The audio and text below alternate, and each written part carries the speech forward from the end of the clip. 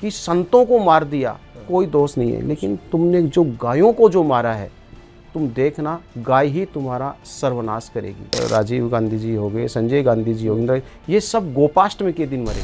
यदि खुशहाल जीवन आदमी को जीना है तो गौ सेवा अत्यंत आवश्यक है। गौ सेवा से सारे ग्रह शांत किए जा सकते हैं, उनको अनुकूल किया जा सकता है। गाय में 33 करोड़ देवी देवता विराजमान रहते हैं। यदि गाय का तिरस्कार किया तो साक्षात नारायण का तिरस्कार आपने किया है।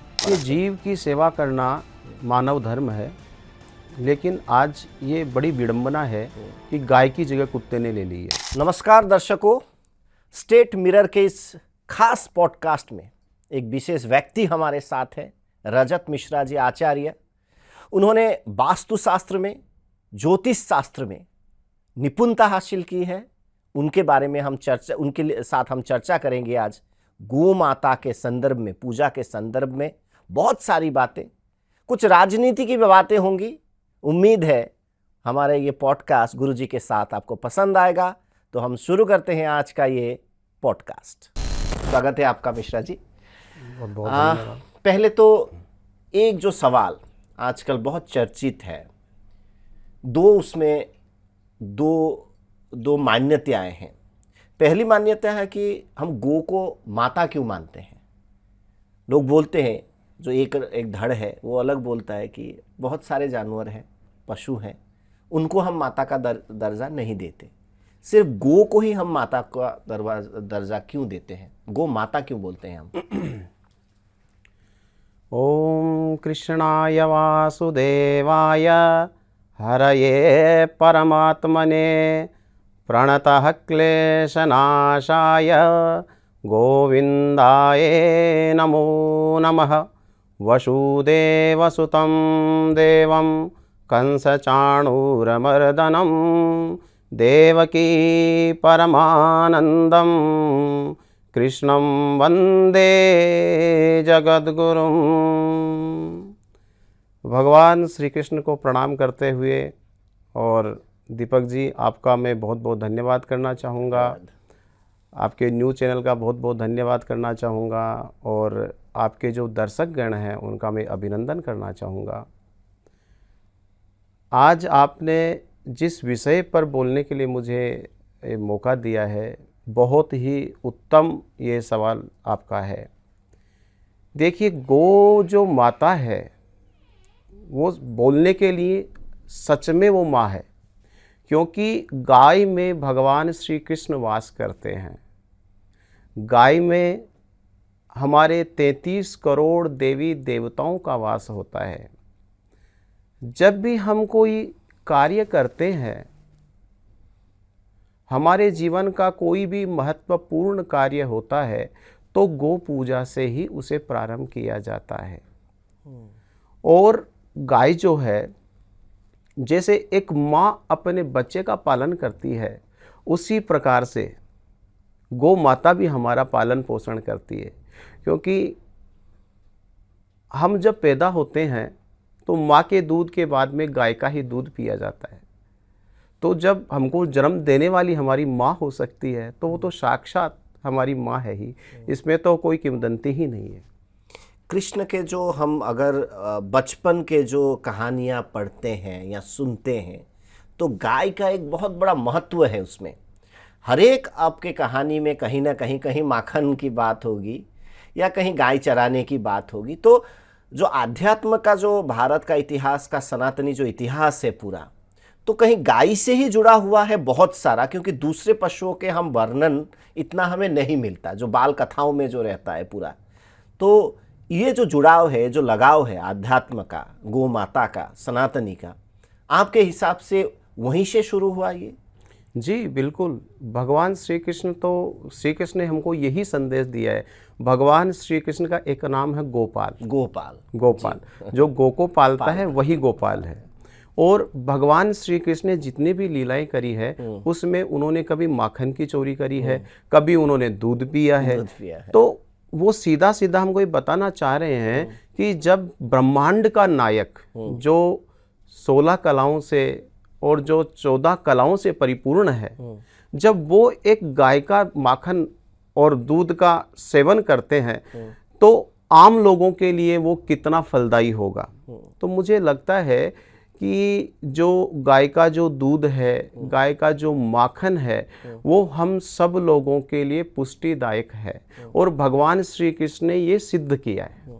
लेकिन जैसे ही लोग पढ़ते लिखते हैं, एक धरा ऐसा है, पूरा धरा नहीं, एक धरा ऐसा है, जब भी हम गौ माता की बात करते हैं तो एक प्रश्न चिन्ह हम पे लग जाता है कि ये जैसे अनपढ़ों जैसा बात कर रहा है। आपने भी कहीं ना कहीं किसी के बारे में ऐसा सुना होगा जी। तो ऐसा क्यों होता है कि कुछ अंश, मैं नहीं कहूँगा कि हर पढ़े लिखे ये कहते हैं, लेकिन कुछ एक वर्ग है हमारे देश में ही जो इस धारा को, इस सोच को, वो कहते हैं कि ये पुरानी सोच है, कहाँ तुम अटके हुए हो पुरानी सदियों में, ऐसे कहा जाता है। तो उनके बारे में आप क्या कहना चाहिए? अज्ञानता है, मूर्खता है, या शास्त्रों के बारे में उनकी? सर, ये मैं कहना चाहूँगा, ये पूर्णतया अनभिज्ञ लोग हैं जो ऐसी बात करते हैं। देखिए, मेरा जो विचार है और मेरा जो ज्ञान है उसके अनुसार गाय पशु नहीं है। पहली बात, गाय जो है वो हमारे संस्कृति का प्रतीक है और कहीं न कहीं हमारा जो ग्रामीण जो लोग हैं उनकी दैनिक आमदनी की रीढ़ है। क्योंकि गांव की जो माताएं होती हैं वो दिन रात पशुपालन करती है, जिनमें गांव में गायों का विशेष महत्व है। उनसे उत्पाद होने वाला दूध वो बेचती हैं, उसका घी बेचा जाता है और उससे महिला सशक्तिकरण होता है, क्योंकि महिलाओं को तो बहुत बड़ा रोजगार मिल रहा है। तो गाय केवल एक वो नहीं है। दूसरी बात मैं ये कहना चाहूँगा कि देखिए, गाय जो है वो किसी धर्म विशेष की भी नहीं है। आज कोई बच्चा बीमार होता है तो कहा जाता है कि इसको हल्का दूध यानी गाय का दूध पिलाइए आप, ठीक है ना। तो गाय तो सभी धर्मों को दूध देती है, सभी धर्मों के लोग उसका फायदा उठाते हैं। तो मेरा ऐसा मानना है कि ये अलग बात है, बहुत सारे लोग ऐसे हैं जो कुतर्क भी करते हैं, है ना, लेकिन मेरा ऐसा मानना है कि गाय सबको संभाव से देखती है। गौ माता का जो दूध है वो हम सबके लिए एक जैसा काम करेगा। ऐसा नहीं कि मेरे लिए वो दूध अलग काम करेगा, आपके लिए अलग काम करेगा। इस बारे में आपसे बहुत जानना है। लेकिन और एक बात, जो लोग अभी, जैसे जो अभी दर्शक देख रहे हैं, किसी के मन में अगर संदेह हो, वो भी मैं दूर करना चाहता हूँ आपके माध्यम से, क्योंकि मुझे इतनी जानकारी नहीं है। बहुत सारे ये भी लोग बोलते हैं कि आप जब गाय का दूध पीते हो तो बछड़े के साथ आप नाइंसाफी करते हो। तो ये तर्क कहीं आपको कैसा लगता है कि ये सच है या उसके साथ अन्याय नहीं होता? क्योंकि हम अगर गाय का दूध पिएंगे तो बछड़े का हक है, वो एक लोग बोलते हैं। तो तुम धर्म की बात करते हो और बछड़े को आप अलग कर देते हो। हमारा जो धर्मशास्त्र है वो हर एक चीज को बताता है जी। कहा जाता है कि जो हमारी आमदनी होती है उसका 10वां अंश हमको दान करना चाहिए। जो भी आपकी दैनिक आमदनी है उसका 10वां अंश आपको धर्म के प्रति दान करना चाहिए। ऐसे ही क्या होता है कि जो बछड़ा होता है, बछड़े के लिए उसका जो चौथा हिस्सा है वो आपको बछड़े के लिए छोड़ना चाहिए। बाकी का जो दूध है वो आप स्वयं अपने लिए उसका उपयोग कर सकते हैं। अगर कोई बछड़े को भूखा रख के और फिर सारा दूध ले, वो गलत, वो नाइंसाफी, वो अन्याय है। हाँ, लेकिन बछड़े का हक्का दे करके फिर आप लेते हैं तो वो तो माँ का प्रसाद है, वो तो माँ का प्रसाद है, उसमें तो सभी का है, उसमें कोई अन्याय, उसमें कोई अधर्म नहीं है, कोई अन्याय नहीं है। उसमें हम स्वयं भी उसको प्रयोग में ले सकते हैं, उसको पूजा में भी प्रयोग में लिया जा सकता है। क्योंकि भगवान कहते हैं, हमारे शास्त्र कहते हैं कि जब भी कोई नारायण पूजा हो, आज भगवान शिव का आप अभिषेक करते हैं तो दूध का अभिषेक होता है। तो गाय का दूध ही अमृत तुल्य है पूजा में। आजकल तो खैर इतनी उपलब्धता नहीं है, इसलिए जो मिला वो दूध काम में ले लिया। लेकिन हमारे जो शास्त्र हैं वो कहते हैं कि केवल और केवल गाय के दूध से ही भगवान की पूजा होती है। पूजा में आजकल बहुत सारे लोग आप उपलब्ध नहीं होता है, जैसे पैकेट का जो दूध का इस्तेमाल करते हैं, क्या वो धर्म संगत है या उसमें कोई बाधा है? आप क्या कहेंगे इसमें? देखिए, मेरा ये मानना है कि गाय के दूध का तो कोई विकल्प हो ही नहीं सकता है। इसमें कहीं ना कहीं हम लोगों की कमी है और हमारी कमी का हम कोई ना कोई रास्ता ढूंढ ही निकालते हैं। आज हमारी सबसे बड़ी कमी है कि हम गौ संवर्धन नहीं कर पा रहे हैं, है ना। छोटे छोटे घर हैं, हमको पैसा देना आसान लगता है लेकिन गाय की सेवा करना थोड़ा मुश्किल लगता है। मुझे लगता है कि हम सबको एक साथ मिलकर के गौ संवर्धन करना चाहिए। कैसे करें? जैसे शहरों में हम लोग रहते हैं, ज़मीन थोड़ी सी रहती है, अपने उसमें घर रहते हैं, बच्चे रहते हैं, माँ बाप रहते हैं, तो आम लोग, आम जो जनता है, जो लोग ये देख रहे हैं, ये प्रोग्राम देख रहे हैं या चाहते हैं कि नहीं गौ माता की हम सेवा करना चाहते हैं, संवर्धन करना चाहते हैं, लेकिन घर में हमारी सुविधा नहीं है, वो लोग कैसे करें आपके हिसाब से? देखिए सर, आज एक परिवार में 5 सदस्य हैं, रहने को एक कमरा उनके पास में है, लेकिन वो रहते हैं ना। हाँ। वो ही दृढ़ संकल्प हमको लेना होगा। जब हम संकल्पित होंगे तो निश्चित रूप से इस समस्या का उपाय, समाधान भी हमको मिलेगा। आप घर में नहीं रख सकते, लेकिन गौशालाओं में तो रख सकते हैं। गौशालाओं को केवल रखने से मतलब नहीं है, उनका पूर्ण ध्यान हमको रखना चाहिए। हम कैसे ध्यान रख सकते हैं? देखिए, आज हम 2 रोटी खाते हैं, तो क्या 1 रोटी गौ माता के निमित्त नहीं निकाल सकते? आज हमको ये संकल्प लेना चाहिए कि यदि मैं 2 रोटी खाऊंगा तो 1 रोटी मुझे गाय के निमित्त निकालनी होगी। आप 1-1 रोटी करके सब जन निकालेंगे, 5 रोटी बनती है, और 5 रोटी सुबह जाके अपने हाथ से गाय को खिलाइए। तो ये काम किया जा सकता है। दूसरा, आज हमारा जन्मदिन होता है, बड़ी बड़ी पार्टी हम लोग करते हैं, बहुत पैसा लाखों रुपया खर्च करते हैं, लेकिन क्या ऐसे महत्वपूर्ण शुभ दिवस पर क्या गौ सेवा नहीं की जा सकती? आप जाइए वहां पे, जाकर के गौ के निमित्त आप उनको गुड़ खिलाइए। अच्छा, इसमें एक चीज और है, जो हम खिलाते हैं, जो भी गाय के निमित्त हम करते हैं, इसका ज्योतिषीय भी बहुत बड़ा एक महत्वपूर्ण फल देने वाला होता है। आप वहां पे जाकर के गाय को चारा खिलाइए, गुड़ खिलाइए, चने की दाल खिलाइए। इससे जो बच्चा है जिसके निमित्त ये किया जा रहा है, उसके ग्रह मजबूत होते हैं। जैसे कि आज किसी को बुध विपरीत है, तो हम उनको बताते हैं कि आप गाय को बुधवार के दिन घास खिलाइए। किसी का बृहस्पति खराब होता है, हम उनको बोलते हैं कि आप इनको गुड़ और चना की दाल खिलाइए। तो ऐसे नियम यदि हम सब लोग करेंगे तो मुझे लगता है कि गौ संवर्धन में बहुत ज़्यादा हमको कठिनाई नहीं होगी। ज्योतिष में भी गौ माता की जो सेवा है उसकी बहुत सारी विशेषताएं हैं, आप कहना चाहते हैं? जी बिल्कुल। मतलब सुख समृद्धि के लिए गौ सेवा जरूरी है, बहुत जरूरी है। यदि खुशहाल जीवन आदमी को जीना है तो गौ सेवा अत्यंत आवश्यक है।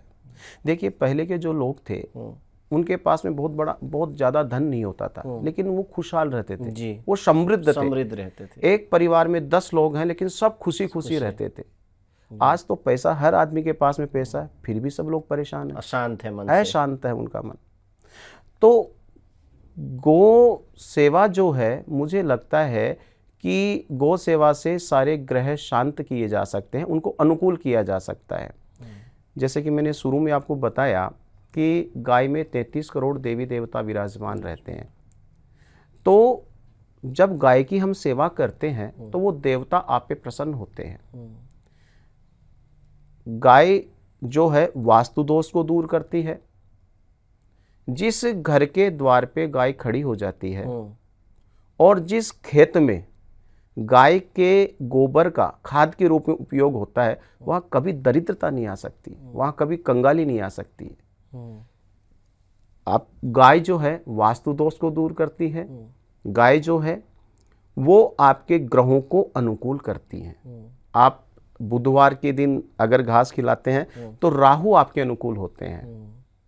यदि बुधवार के दिन गाय को घास खिलाते हैं तो बुध ग्रह आपके अनुकूल होते हैं। शुक्रवार के दिन यदि गाय को बर्फी खिलाई जाए तो शुक्र देवता अनुकूल होते हैं। कभी कभार ऐसा होता है, हमारे साथ भी हुआ है कि जैसे आप घर में हैं, गेट पे आके कोई गौ माता खड़ी हो गई, तो उसका कोई अर्थ रहता है, प्रतीक रहता है कि कुछ संदेश आता है उससे कि कुछ भगवान आपसे कहना चाहते हैं। निश्चित रूप से कई बार ऐसा हुआ है और शायद बहुतों के घर में ऐसा हुआ है। बहुतों के घर में होता है। कहीं से आ गई, जैसे पहले कभी नहीं आई, कहीं गौ माता आके खड़ी हो गई। देखिए, ये जो है ये निश्चित रूप से इसमें बहुत बड़ा संदेश है। गाय का आने का मतलब है कि या तो कोई पूर्वज जो अतृप्त अवस्था में है वो तृप्त होने आपके घर पे आया है। अच्छा। मतलब हम इनको, जैसे श्राद्ध पक्ष होता है तो कहते हैं कि जब तक आप श्राद्ध पक्ष में गाय को पहला निवाला नहीं देंगे तब तक आपके पितृ प्रसन्न होने वाले नहीं हैं। तो गाय यदि हमारे घर पे आती है तो कभी गाय का तिरस्कार नहीं करना चाहिए। यदि गाय का तिरस्कार किया तो साक्षात नारायण का तिरस्कार आपने किया है। तो मुझे ऐसा लगता है कि यदि गाय आपके घर में आती है तो ये भगवान का वरदान, आशीर्वाद आपके घर में आया है। हम तो कोई भी शुभ कार्य करते हैं तो गाय माता का शगुन लेकर के करते हैं। कहीं हमको जाना भी होता है, सामने से गौ माता आ जाती है तो इसका मतलब हमारा कार्य बनेगा, यात्रा शुभ है, यात्रा शुभ है। यहाँ तक कि हम गृह प्रवेश भी करवाते हैं तो हम कहते हैं कि भाई गाय को लेके आओ, साथ में बछड़ा हो या बछड़ी हो, तो पहले आप उनको हरा घास खिलाओ, उनको हाथ जोड़ के प्रणाम करो, फिर घर में प्रवेश करो। पौराणिक कथाओं में गुरुजी गोदान का बहुत महत्व है जी। हम बहुत सारे ऐसे कहानियां पढ़ते हैं या भगवान संतुष्ट होते गोदान का, मृत्यु के बाद भी गोदान का एक अपना महत्व है। तो ज्योतिष के हिसाब से और शास्त्र के हिसाब से गोदान का महत्व कैसा है? और आजकल जैसे कभी पूजाओं में होता है कि गोदान हम नहीं कर पाते, उनके उसके एवज में कुछ जैसे दक्षिणा दे दिया, ऐसा परंपरा है। तो क्या यह सही है या गोदान ही करना अनिवार्य है? आपके हिसाब से क्या है और गोदान का पूरा परिप्रेक्ष्य क्या आप बताना चाहेंगे? देखिए, हमारा जो हिंदू शास्त्र है इसमें दान का बहुत बड़ा महत्व बताया गया है। दान में बहुत सारी चीज़ें आती है। कन्यादान भी हम करते हैं, भूमि दान भी हम करते हैं, और शिक्षा के लिए भी हम दान किया जाता है, और सभी कार्यों के सिद्धि लिए गोदान भी किया जाता है। तो गोदान का तो बहुत महत्व है। कहते हैं कि जब गोदान जिस व्यक्ति के निमित्त किया जाता है, साक्षात नारायण भगवान उसको स्वीकार करते हैं। लेकिन जैसा कि आपने पूछा कि आजकल हम दक्षिणा दे देते हैं, मुझे लगता है कि ये पूर्ण सत्य नहीं है, ये अच्छा नहीं है। गोदान का काम तो गोदान से ही होगा, होना चाहिए। भले से आप गौशाला में जाकर के फिर उस गाय का दान कर दो, तो ही वो पूर्णता होती है, अन्यथा वो पूर्ण नहीं है।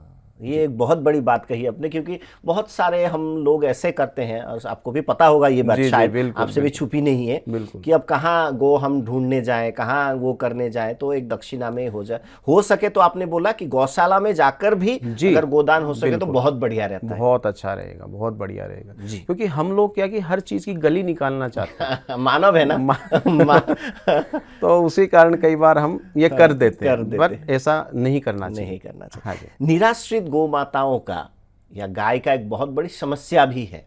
रास्ते में आप जयपुर से हैं, जयपुर में भी ये बहुत समस्या, हरियाणा के तरफ बहुत और ज़्यादा है।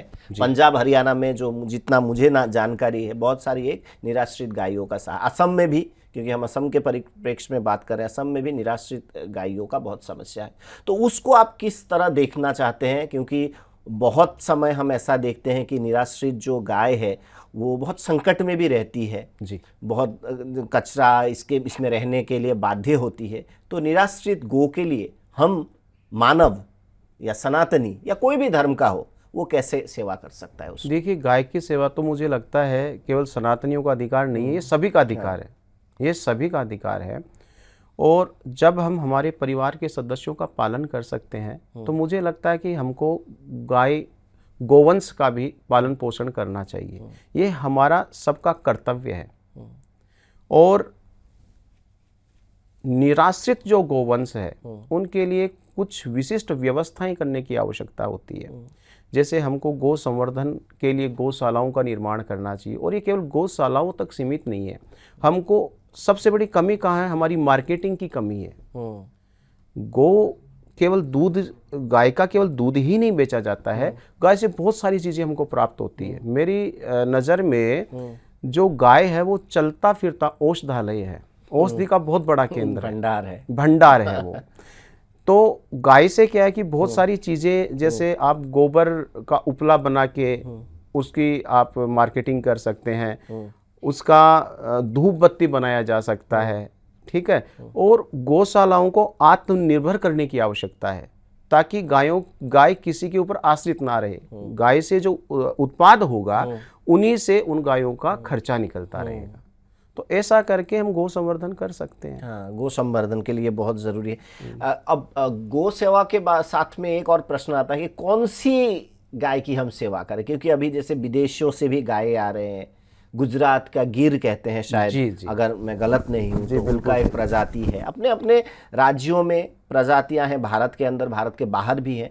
तो कौन सी गाय की आप कहेंगे कि देखिए, जो सेवा करनी चाहिए? विदेशी जो गाय है वो केवल दूध अत्यधिक देने के कारण लोग उसका उपयोग कर रहे हैं। बाकी गाय जो है वो देसी गाय सर्वश्रेष्ठ मानते हैं। इसमें गिर गाय हो गई, साहिवाल गाय हो गई, ये उत्तम कोटि की गायें हैं। और आपकी थार पारकर हो गई, तो ये गायें हैं। इनमें कहते हैं कि इनका जो दूध होता है इसमें स्वर्ण तत्व पाया जाता है। तो अगर इसका सही उपयोग, इनका सही खान पीन अगर किया जाए, आज जैसे जैसे हम देखते हैं सड़कों पे गायें रहती हैं, कुछ भी खा जाती है ना, थैली वो खा जाती है और कुछ भी, तो जो खाएगी वही तो दूध हमको मिलेगा। आप चाहते हैं कि दूध अच्छा मिले और सेवा कुछ ना करनी पड़े, तो ऐसा तो नहीं हो सकता है। गाय हमारा सबका कर्तव्य है। अगर आप संकल्पबद्ध होकर करेंगे तो ये नामुमकिन चीज़ नहीं है, ये बड़ी आसानी के साथ। और गाय तो सबसे शांत है। आप देखिएगा, आप किसी भी जानवर के पास में जाइए, आपको थोड़ा सा डर लगेगा, लेकिन गाय के पास जब आएंगे आप बिल्कुल हिंसा नहीं उनके पास, बिल्कुल हिंसा नहीं है, मातृवत प्रेम उनका होता है। और जो गोबर की जो बात हम कहते हैं, अभी हम बोले कि जैसे गोबर को एक नकारात्मक सोच की तरह लोग उसको प्रतीक उसको बनाते हैं। जी जी जी। लेकिन पहले के जो घर थे, मैं भारतवर्ष की बात कर रहा हूँ, बाहर का मुझे इतना मालूम नहीं है, या असम में कुछ सालों तक, 40-50 साल 30 साल पहले तक जो घर बनते थे, जो दीवारें होती थी उसमें गोबर की जो वो उससे वो लिपा पोती करते थे, साफ करते थे। धीरे धीरे बिल्डिंगें बन गई और वो जो कनेक्शन था गोबर का और घर का वो अब दूर हो गया। तो आप इस बारे में क्या कहना चाहेंगे कि घर में जैसे अभी इन्फेक्शन भी बढ़ गए हैं लोगों के, जितने आप साफ रहते हैं इन्फेक्शन उतने ही ज़्यादा है। बच्चों को आज आप हर दिन एक एक वो टीके लगवाते हैं, लेकिन वो बीमार पड़ ही जाता है। लेकिन पहले ऐसे थे कि कुछ भी इंजेक्शन नहीं था, ताज़ा थे, तगड़े थे बिल्कुल, जो कहते हैं ना। जी जी जी। तो इसका कोई कनेक्शन है क्या, इन दोनों संबंध है क्या इन दोनों चीज़ों में? इनका निश्चित रूप से, कि हम गोबर से दूर हो गए, बीमारियों के पास हो गए? नहीं देखिए, इसमें क्या है कि मैं तो खुद प्राकृतिक चिकित्सा से जुड़ा हुआ हूँ और मैंने ये देखा है, अनुभव किया है कि गोबर जो है ये आपकी त्वचा रोग को दूर करता है। जितने भी हमारे जो वैद्य थे पुराने, यदि किसी को त्वचा रोग होता था, स्किन एलर्जी होती थी, तो उसके लिए कहते थे कि गोबर का लेप कीजिए, ठीक है ना। पुराने जो घर होते थे, जैसे जिक्र किया भी आपने, तो आप देखिए कहाँ इतनी बीमारी थी वहाँ पे, बिल्कुल नहीं थी, कोई बीमारी नहीं थी, कोई इन्फेक्शन का डर नहीं होता था, क्योंकि गोबर जो है ये इनको पहले ही ऑब्जर्व कर लेता है, वो बीमारी को आने ही नहीं देता है। उसका वैज्ञानिक कारण भी था और साथ में वो वातावरण के अनुकूल भी होता है। जैसे ठंड में वो गर्म रहता, ग्लोबल वार्मिंग के साथ भी इसका कुछ पूरा संबंध। आज थोड़ा विस्तार से बताइए। आज हम सब परेशान हैं ग्लोबल वार्मिंग से, 2 एसी लेके भी पसीने छूट रहे हैं, तो पसीने छूट रहे हैं ना जी। तो इसका समाधान केवल गोवंश है, केवल और केवल गोवंश। देखिए, आज हम यदि गाय की सेवा करेंगे, उससे आपका पर्यावरण शुद्ध होता है। गाय ऐसी चीज़ है जो ग्लोबल वार्मिंग से जो निकलने वाले जो प्रदूषण है उसको ऑब्जर्व करती है। दूसरा, गाय का जो गोबर है यदि उसका उपयोग किया जाए तो वहाँ के वातावरण को पूर्णतया शुद्ध करता है। पंचगव्य का यदि रोज सेवन किया जाए तो हमारा जो शरीर है वो इसमें रोधात्मक शक्ति, रोग से निवारण करने की शक्ति उत्पन्न होती है। तो गाय का यदि दूध पंचगव्य में क्या क्या आता है? पंचगव्य में गाय का दूध हो गया, घी हो गया, गोमूत्र हो गया, गोमूत्र के अलावा गोबर हो गया और दही हो गया। ये पंचगव्य गाय के, ये गाय के ही होने चाहिए, ये गाय के। पंचगव्य जो है वो गाय से ही बनता है। जब भी हम कोई पूजा करते हैं तो सबसे पहले हम पंचगव्य ही कराते हैं। प्राशन करवाया जाता है, या तो गोमूत्र का प्राशन करवाते हैं, पंचगव्य का। कहते हैं कि जब हम देवो भूतवा देवम यजेत, देवता बनकर के देवताओं की पूजा करनी चाहिए। अब देवता ऐसे तो बना नहीं जा सकता है ना, लेकिन कहते हैं कि गाय माता जो है उसमें पूरे देवता विराजमान होते हैं, तो गाय का दर्शन करके इसीलिए गोप्राशन से किया जाता है। हर पूजा से पहले होती हर है। पूजा से पहले आपको पंचगव्य का प्राशन होता है। हाँ हम जब भी कोई अनुष्ठान करवाते हैं सबसे पहले पंचगव्य पिलाते हैं। तो इससे आपका शरीर शुद्ध हो गया, आपका मन पवित्र पवित्र हो गया। तो मन जब पवित्र होगा तो भगवान उसमें वास करेंगे। हाँ जी। तो आपने ये बोला कि पर्यावरण के लिए, अपने फैमिली के लिए वो पूरा एक समृद्धि का प्रतीक गौ माता है, और उनको संवर्धन के लिए हमें अपनी तरफ से जो भी हो काम किया जा सकता है जी। ये आपसे मैं पूछूं कि मुझे पता नहीं कि सही सवाल होगा कि नहीं, गौशालाओं में, बहुत सारे गौशालाओं में भी व्यवस्थित नहीं रहते हैं। आपने 2-3 कभी भी देखा होगा, असम में भी है, बहुत सारे गौशालाएं बहुत अच्छी सेवाएं कर रहे हैं, लेकिन बहुत सारे गौशालाएं हैं जहां आप एक व्यवस्थित नहीं है। जी जी जी। जहां गाय को कष्ट भी मिल रहा है जी। मैंने भी 1-2 देखा है। तो उस बारे में आपको क्या कहना है कि गौशाला, अगर कोई धनवान व्यक्ति हो, वो अगर उनकी इच्छा हो कि मैं कोई गौशाला बनाऊं, ये हमारा ये कार्यक्रम वो देख रहे हैं, तो उनको क्या सलाह देना चाहेंगे कि गौशालाओं में गाय को सही सुविधा मिले, हर सुविधा मिले, कष्टदायक ना हो? देखिए, ये कहीं ना कहीं मैनेजमेंट की फेलियर है ये। मतलब मैनेजमेंट की सबसे बड़ी कमी है। यदि हमारा मैनेजमेंट होगा अच्छा तो गाय तो स्वयं आत्मनिर्भर है, क्योंकि गाय से जो उत्पाद मिलते हैं हमको, उससे उनका खर्चा आराम से निकलेगा। और यदि कोई धनाढ्य व्यक्ति है तो मैं तो उनसे निवेदन करूंगा करबद्ध कि आपको आगे आना चाहिए, और केवल गौशाला बनाने तक नहीं, उनका पूरा पूरा उत्तरदायित्व। और इसमें दीपक जी, ये सरकार का उत्तरदायित्व नहीं है, ये हम सब लोगों का दायित्व है। देखिए, पहले भी मैंने आपको बताया था, जैसे हम हमारे परिवार के सदस्यों का पालन पोषण करते हैं, वैसे हमको संकल्पबद्ध होकर के ये करना ही होगा। यदि देश को समृद्ध बनाना है, आप चाहते हैं आपका परिवार खुशहाल रहे, समृद्ध रहे, तो आपको गौ सेवा फिर करनी गुरुजी, ही एक तो होगी। मनुष्य रास्ता निकाल लेता है, जैसे आपने बोला कि हर चीज में रास्ता निकाल। लोग बोलते हैं कि मेरे पास इतने धन कहाँ है, भगवान ने मुझे इतने कहाँ दिए कि मैं गौ सेवा कर सकूं। बहुत सारे लोग उनके पास होते भी है, लेकिन कहीं ना कहीं अपने संतुष्टि के लिए तो वो एक बहाना निकाल लेते हैं कि भगवान ने मुझे ऐसे कहाँ दिया कि मैं गौ सेवा कर सकता हूँ। कितना धन की जरूरत है? मेरा सीधा सवाल है गौ सेवा की। मुझे लगता है इसमें धन की नहीं, इसमें मन की आवश्यकता है। अगर मन आपका अच्छा होगा तो आप 1 रुपया से भी काम कर सकते हैं।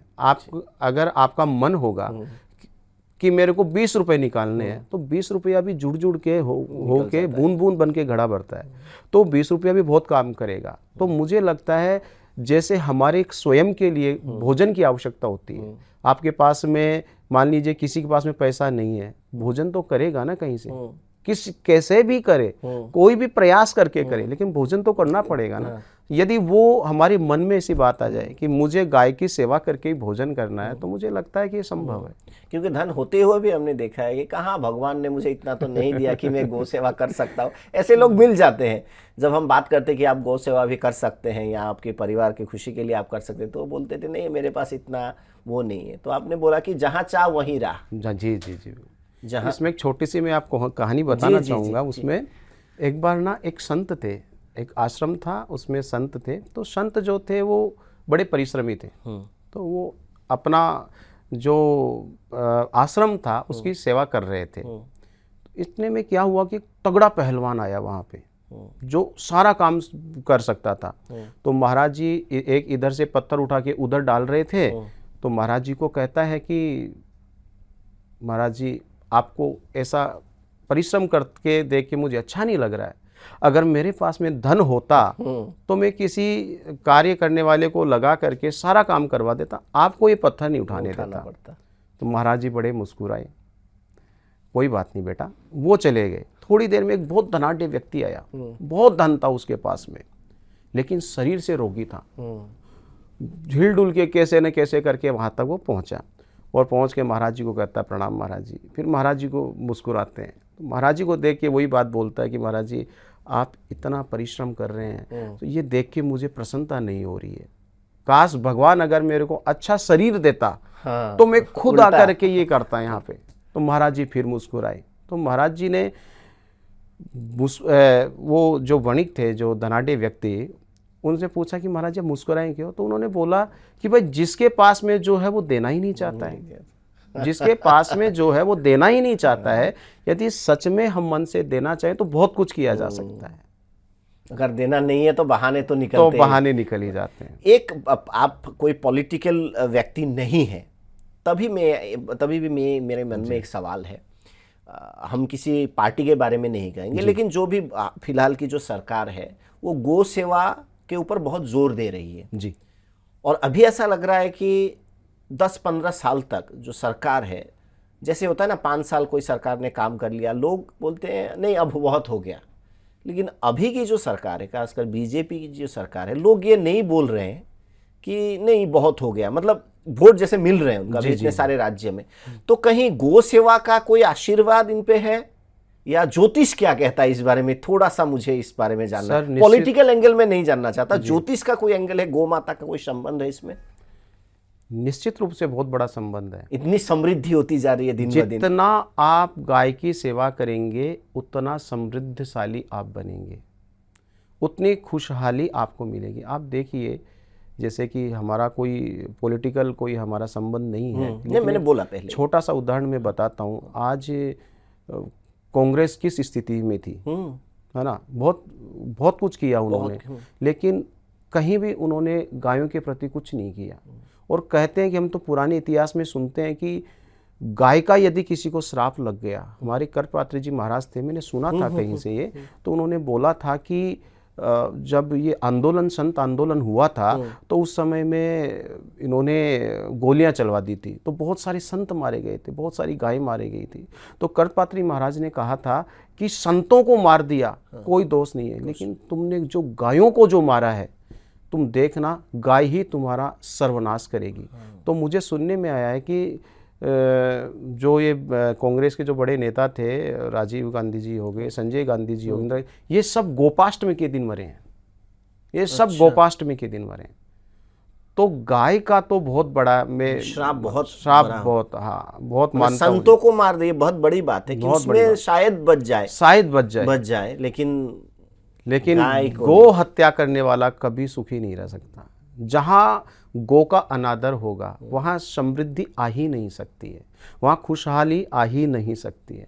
कोई तन से परेशान रहेगा, कोई धन से परेशान रहेगा, कोई मन से परेशान रहेगा। इसीलिए शायद ये जो कहना चाहते हैं लोग इनकी बात समझ नहीं रहे हैं जी। गलत सही मैं नहीं कहूँगा क्योंकि हम वो नहीं है उस बारे में चर्चा करने, लेकिन वो जो शायद कहना चाह रहे हैं लोग उनको स्वीकार नहीं कर रहे हैं, ये एक बड़ी बात है। वो श्राप का ही कहीं ना कहीं अगर हो बिल्कुल देख, कहीं ना कहीं आदमी का एक ईगो भी रहता है। आज देखिए तो पॉलिटिकल बात है कि बीजेपी जो कर रही है वो कांग्रेस को नहीं करना है या बाकी पार्टियों को नहीं करना है, तो ये भी एक बहुत बड़ा कारण है। बाकी मानते तो को गाय को सब है। मेरी नज़र में तो आज गाय का दूध कौन नहीं पीता होगा? क्या कोई कांग्रेसी होगा गाय का दूध नहीं पीता होगा, या अन्य किसी पार्टी का सदस्य होगा गाय का दूध नहीं पीता होगा? आज गाय का जो घी है 3000 रुपये लीटर है और जितने बड़े लोग हैं सब मंगवाते हैं। तो कहने को उपयोग सब कर रहे हैं, लेकिन बताने में थोड़ा कष्ट होता है। आपने जो ये कहा कि जाने अनजाने में, एक तो गो हत्या हो गई, वो तो बहुत बड़ी पाप है ऐसे शास्त्रों के अनुसार। हत्या नहीं भी हो, जाने अनजाने में कहीं हमने भी तिरस्कार किया, कष्ट दिया गौ माता को, वो मुझसे भी हो सकता है। हमें कैसा पता चलेगा ज्योतिष के अनुसार या वास्तु के अनुसार कि ये श्राप है या दोष कुछ लगा है और उसका प्रतिकार क्या है? जाने अनजाने में कहीं मैं भी कर सकता हूँ। देखिए बहुत बार हम देखते हैं कि आप गाय को कुछ खिलाते हैं वो नहीं खाती, मुंह फेर लेती है ना। चाहे गाय कितनी भी भूखी हो, यदि आपके गौ का दोष है, गोवंश का दोष है, तो आपके हाथ का कुछ नहीं खाएगी। हाँ, कुछ भी नहीं खाएगी। तो इसके लिए हमको क्या है कि गौ सेवा जो आपसे बन पड़े, गाय को नहलाना हो गया, गाय के स्थान को स्वच्छ रखना हो गया, गाय के गोबर को उठाना हो गया, क्योंकि उसके लिए हमको कर्म करना ही पड़ेगा। तो जब आप गाय के प्रति निस्वार्थ भावना से और पश्चाताप की भावना से जब ये कर्म करेंगे तो निश्चित रूप से गौ माता तो दयालु है, बड़ी करुणामयी है, तो वो हमारा दोष दूर होता है। बच्चों में बीमारियां रहती है या पढ़ाई में मन, उसका भी कोई वास्तु और गौ से संबंध? बिल्कुल, पूरा संबंध है।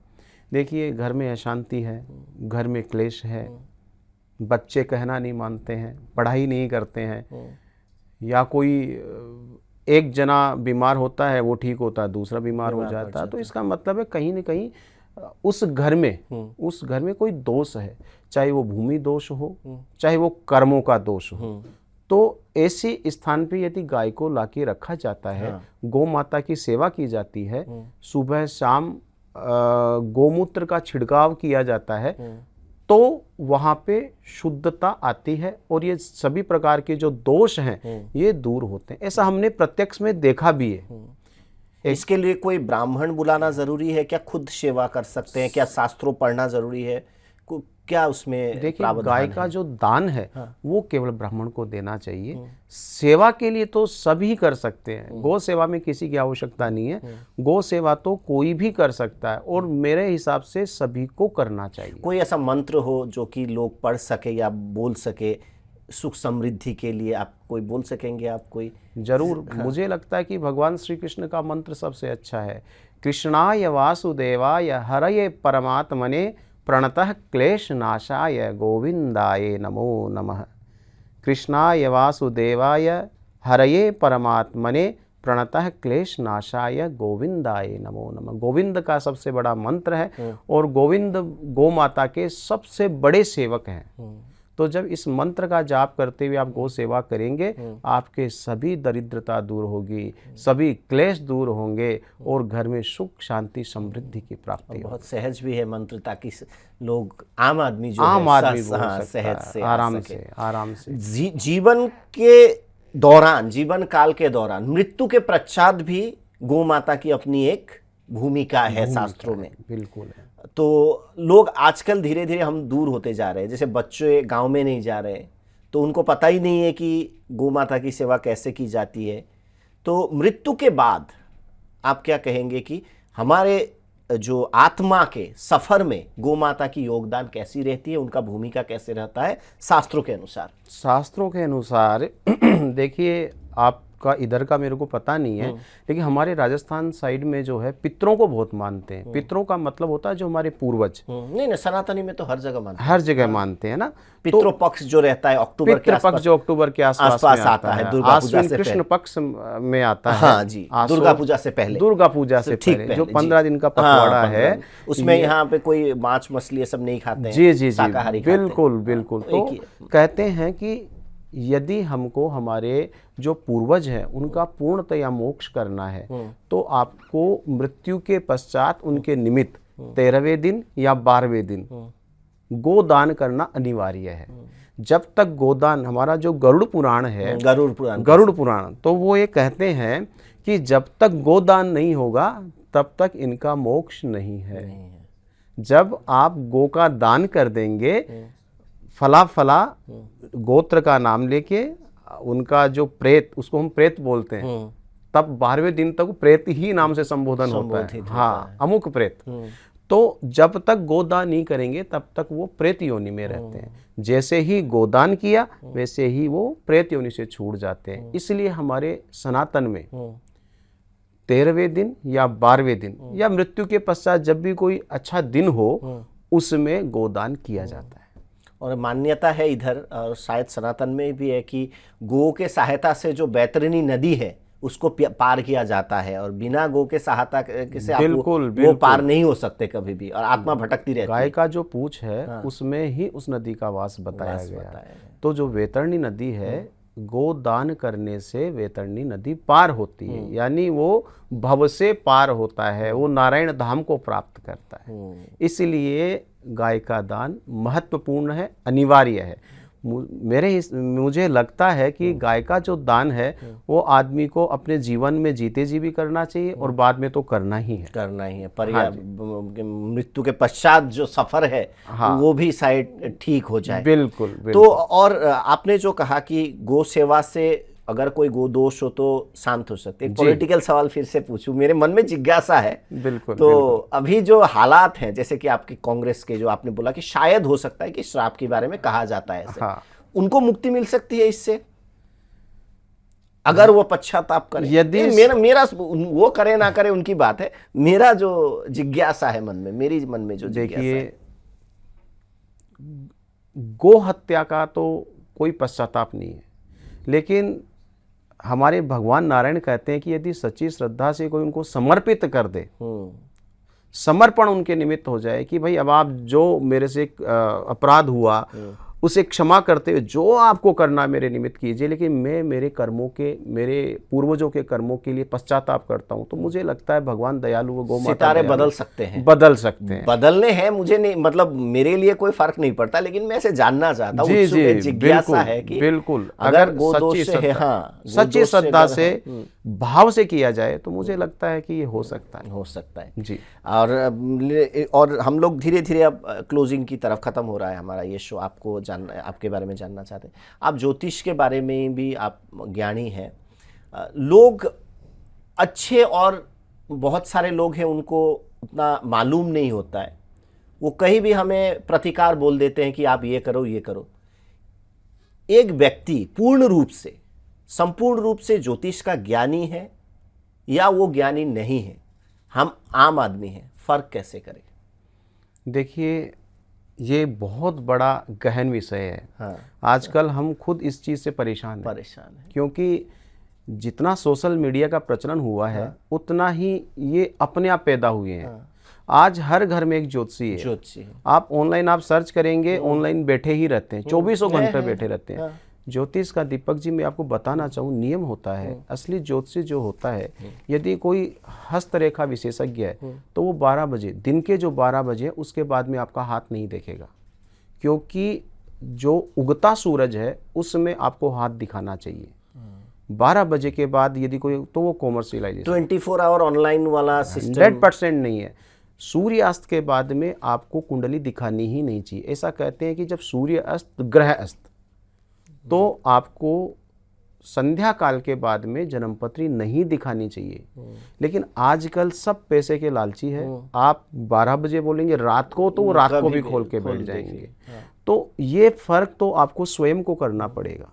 कभी उल्टा भी हो सकता है, अच्छे के लिए हम कर रहे हैं, वो जो बता रहे हैं वो गलत हो, तो अपने परिवार के लिए कभी दुख ही बढ़ सकता है, सुख की खोज में, ऐसा भी हो सकता है। गलत, सावधान होने की जरूरत है। यदि गलत प्रयोग हम करेंगे तो निश्चित रूप से उसका गलत फर्क, असर, प्रभाव आपके ऊपर आएगा। इसलिए आपको एक जो विश्वासी आदमी हो, हर किसी पे विश्वास नहीं करना चाहिए, भला आपका देखा हुआ हो, ऐसे व्यक्ति पे विश्वास करके ही आपको समाधान लेना चाहिए। क्योंकि आजकल लोग पता नहीं क्या क्या उपाय, ऐसे ऐसे गलत उपाय बता देते हैं जो सर्वथा वर्जित हैं। तो कहीं ना कहीं अगर गलत काम हम करेंगे, गलत प्रयोग करेंगे, तो उसका प्रभाव नकारात्मक ही मिलेगा। तो सावधानी रखने की आपने जितना बोला, जो मार्ग है, सत्य का जो मार्ग है, समृद्धि का जो मार्ग है, सुख का जो मार्ग है, सरल है। मुझे जितना लगा, कोई इसमें आपने ऐसा नहीं बताया कि असंभव कोई बात हो, या ऐसा ही करो, वो करो, सीधे जाओ, दाएं मुड़ो, बाएं मुड़ो। आपने अभी तक मुझे ऐसा नहीं बताया। बिल्कुल बिल्कुल। आपने सरल कहा कि गाय की सेवा करो, गौ माता की सेवा करो, उसको भोजन कराओ। जी। तो कई लोग इतने जटिल कर देते हैं पूरी चीज को कि लोग बोलते हैं कि ऐसा, तो जैसे आपको भी पता होगा, ऐसे निदान देते हैं। तो आपने बिल्कुल सरल कर दिया। फर्क क्या है इसमें? देखिए दीपक जी, आपने तो ऐसा नहीं बताया कि कोई एकदम मेहनत लगती हो। आपने सिंपल, अगर हम किसी को जटिल करना चाहेंगे तो वो जटिल हो जाएगा, है ना। यदि हमारा मन है कि शांत रूप से आसान से इसको बनाया जाए तो वो आसान भी बन जाएगा। ऐसे ऐसे प्रयोग हम बताते हैं जो हर कोई व्यक्ति चलता फिरता कर सकता है। लेकिन आजकल उलझाने वाले लोग बहुत हैं। हम भी कभी मतलब दोहरे सोच में पड़ते, करें कैसे? नहीं, हमारे शास्त्र में हर वर्ग विशेष के लिए उपाय बताएंगे। ऐसा नहीं कि कोई धनाढ्य व्यक्ति है तो केवल उसी के लिए उपाय है। अगर कोई निर्धन व्यक्ति है तो वो भी कर सकते हैं। आज मान लीजिए मैंने किसी को बताया कि आपको आपके वजन के बराबर हरी घास खिलानी है, ठीक है ना।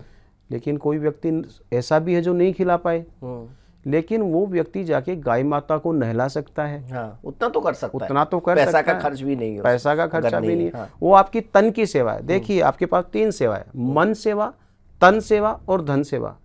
लेकिन करना मन से है।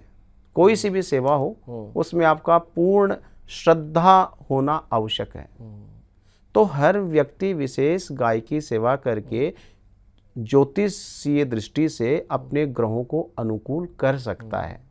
धर्म का रास्ता बहुत कठिन नहीं है। जब अगर हम मन से चाहें उस पर चलना, तो राह ऐसी नहीं है कि हम नहीं चल सकते।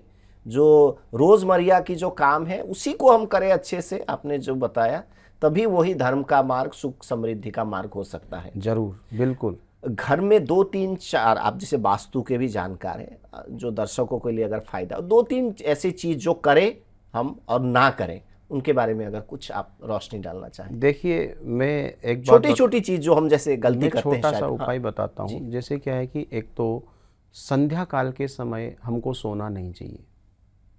घर में कोई भी व्यक्ति है, यदि आपका संध्या काल का समय है तो उस समय में आपको जो गाय का गोबर है उसका उपला जला के उसके ऊपर कपूर रख कर के और पूरे घर में उसको उसका धूनी देना चाहिए।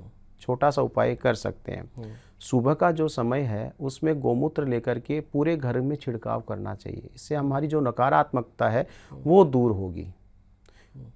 नित्य रात को आप 1 रोटी 2 रोटी गाय के लिए बना के रखिए और सुबह अपने हाथ से गाय को खिला दीजिए। तो ऐसे छोटे छोटे उपाय करने से ही हमारे ग्रह शांत होते हैं, हमारा वास्तु अनुकूल होता है। अगर संभव हो सके तो महीने में, 2 महीने में, सप्ताह में गाय को एक बार आपके घर पे लेके आइए, गाय को घुमाइए या गाय को अपने बाहर खड़ा करके उनका यथा योग्य सत्कार कीजिए। गुड़ खिलाना हो गया, चना दाल खिलाना हो गया, रोटी खिलाना हो गया। तो ऐसा करके और आप अपने जो दोष हैं उनसे मुक्ति पा सकते हैं। कई लोग झूठा भी, उनका अज्ञानतावश हो सकता है, झूठा भी गाय को खिलाते हैं, जैसे रहा हुआ जो खाना रहता है। कोई लोग हम देखते हैं, वो कैसा है वो? नहीं दीपक जी, वो तो बहुत ही बड़ा दोष है। दोष है। कभी जूठन जो पहली रोटी हम घर में बनाते हैं वो पहली रोटी गाय को दी जाती है। यानी पहली रोटी किसको दी जाती है? जो भगवान होते हैं, भगवान है, भगवान को दी जाती है, श्रद्धा पूर्वक। हम जब घर में बनाते हैं, देखिए जो अच्छी बात आपने पूछी, इसमें बताऊं, दर्शकों को भी बहुत फायदा होगा कि पहली जो रोटी होती है वो गाय की होती है और अंतिम जो रोटी है वो कुत्ते की होती है। जो अंतिम रोटी है वो कुत्ते की भी होती है। कभी भी पहली रोटी नहीं खानी है।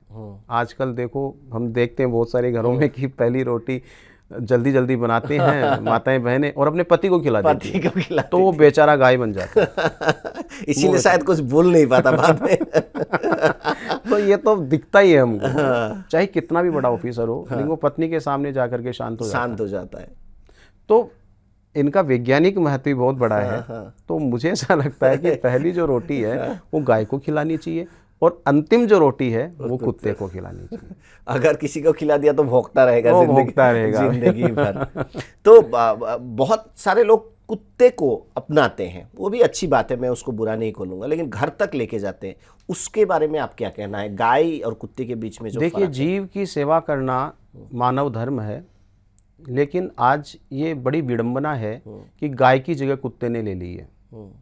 मुझे लगता है कुत्ते की सेवा कीजिए, आप जीव है, जीव है वो, है ना, लेकिन वो घर के बाहर तक, घर के अंदर लाने का मतलब है आप राहु को लेके आ रहे हैं।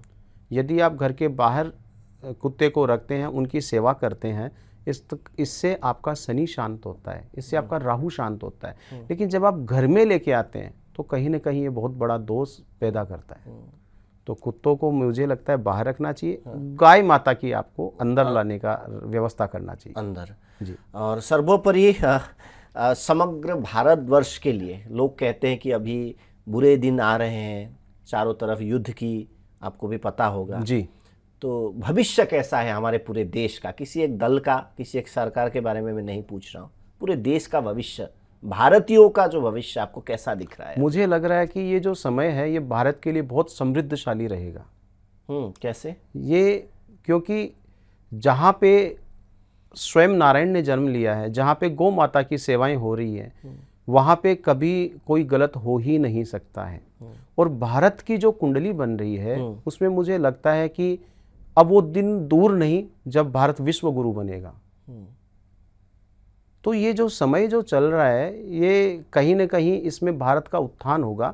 हाँ, इसमें आवश्यकता है सभी देशवासियों को एकजुट होने की। यदि हम एकजुट रहेंगे तो निश्चित रूप से इस समस्या से हम पार कर लेंगे और समृद्धता को प्राप्त करेंगे।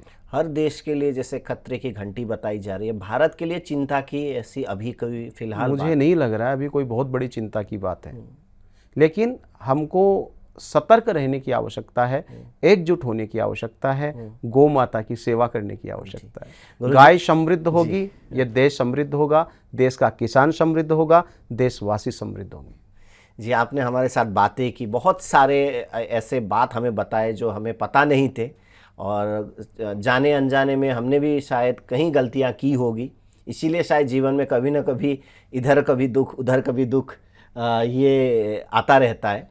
तो अंत में आपसे एक ही सवाल पूछना चाहूँगा, एक बड़ी ही क्या कहूँ मैं, बहुत सेंसिटिव सवाल है। जी बताइए। मुस्लिम धर्म के जो लोग हैं, उनके कोई कुरान में तो लिखा नहीं है, लेकिन एक परंपरा उनकी चली आ रही थी कि गाय की कुर्बानी। फिलहाल असम के बारे में आपको पता होगा, या मैं बता दूं, इस साल जो ईद है उस पे उन्होंने बताया कि हम गाय की कुर्बानी नहीं कर रहे हैं, क्योंकि हमारे चीफ मिनिस्टर साहब ने एक अपील की थी, क्योंकि हिंदू भाइयों को कष्ट पहुंचता है इससे, क्योंकि वो माता मानते हैं। तो गाय की जो कुर्बानी, जो एक परंपरा नहीं, एक अंधविश्वास या कोई भी हो, वो चल रहा है, उसके बारे में आप क्या कहना चाहेंगे? किसी भी धर्म में मुझे नहीं लगता है कि ऐसा हो कि गाय की कुर्बानी देनी पड़े। ये तो अंधविश्वास है, या ये एक वर्ग समुदाय को ठेस पहुंचाने का एक कारण है। गाय की बलि लेके कोई देवता प्रसन्न हो ही नहीं सकता है। जो राक्षस ही होगा जो गौ की बलि देगा। तो गाय की बलि देना तो सर्वथा निंदनीय है, और हम तो इसका घोर विरोध करते हैं। गाय पूज्य है, गाय की सेवा करो। गाय की बलि देने का मतलब है अपनी माँ की बलि देना, क्योंकि गौ माता जो है वो बोलने की माता नहीं है, वो हमारा पालन पोषण करने वाली माँ है। क्या मुस्लिम धर्म के लोग गाय का दूध नहीं पीते होंगे? जरूर पीते हैं, घी का सेवन करते हैं। आज कोई रोग होता है तो वो गाय का दूध पीते हैं, घी का सेवन करते हैं, और फिर वो उसी को मार देते हैं। तो मेरे हिसाब से तो ये बहुत ही घिनौना अपराध है, और मैं तो इसका बिल्कुल भी समर्थन नहीं करूंगा इसका। लेकिन धीरे धीरे चेंजेस आ रहे हैं, आप उनको क्या अपील करना चाहेंगे? धीरे धीरे चेंजेस आ रहे हैं। अभी मैंने बोला कि हमारे चीफ मिनिस्टर ने भी जो अपील किया है, बहुत सारे इस बार लगभग ना के बराबर है असम में। तो आप कुछ अपने तरफ से कहना मैं तो देश भर के वासियों से यही अपील करूंगा कि गौ माता की सेवा करें, उनका सम्मान करें। यदि आप किसी भी वर्ग के हो, गौ सेवा करेंगे। गौ माता तो करुणामयी है, ममतामयी है। यदि उनका आशीर्वाद पा लिया तो निश्चित रूप से आपका घर में समृद्धि रहेगी, आपका घर में हमेशा खुशहाली रहेगी, आपका संतान हमेशा आपको सुख देने वाला रहेगा। और वो प्राणी है जो किसी को कभी क्षति नहीं पहुंचाता, कभी नहीं सताता। आप कुत्ते पाल लीजिए, कभी ना कभी काट देगा, या कोई ना कोई प्रॉब्लम हो सकता है। बिल्ली पाल लीजिए, कुछ गाय माता से कभी किसी को कष्ट पहुंचने वाला नहीं है। कभी बच्चों को कुत्ता काट देता है, ऐसे भी सुना है हमने बच्चों को, लेकिन गाय माता का कभी ऐसा नहीं है। हमारे स्टूडियो में आए आप, इतनी अच्छी अच्छी बातें कही, और सबसे मुझे जो अच्छा लगा या दर्शकों को, कि धर्म को आपने बहुत कॉम्प्लिकेटेड नहीं बना, एक सरल पथ से जाने का सच। आपने एक ही कहा बात कि सरल मन से करो, सेवा करो, तन मन धन तीन की सेवा है, जो भी चाहे करो, आपको सुख समृद्धि प्राप्त होगी। तो इस समय में, इस जटिल समय में आपने हमारे साथ इतना अच्छा कीमती आपका वक्त दिया, आपका बहुत बहुत धन्यवाद। जी, बहुत बहुत धन्यवाद। मैं भी यही कहना चाहूँगा, आप भी लोगों को प्रेरित कीजिए, और जितने दर्शकगण हैं वो सब गौ सेवा करें। जितना हो सके अपने अनुसार उतना गौ के निमित्त सेवा करें। जय गौ माता। जय गौ माता।